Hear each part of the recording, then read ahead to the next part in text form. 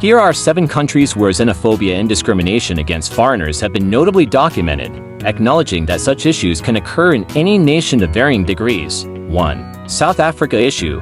Recurrent xenophobic violence, particularly against immigrants from other African nations like Zimbabwe, Nigeria, and Mozambique. Tensions often rise from competition for jobs, housing, and resources. 2. United States issue. Discrimination against certain immigrant groups, including Latin Americans, Asians, and Muslims. Political rhetoric and restrictive immigration policies have exacerbated xenophobia in some areas. 3. India issue.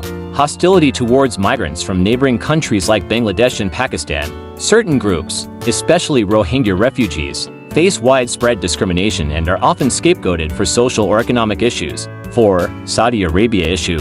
Migrant workers, especially from South Asia and Africa, face systemic discrimination and poor working conditions under the kafala system, with limited rights and protections. 5. Japan issue.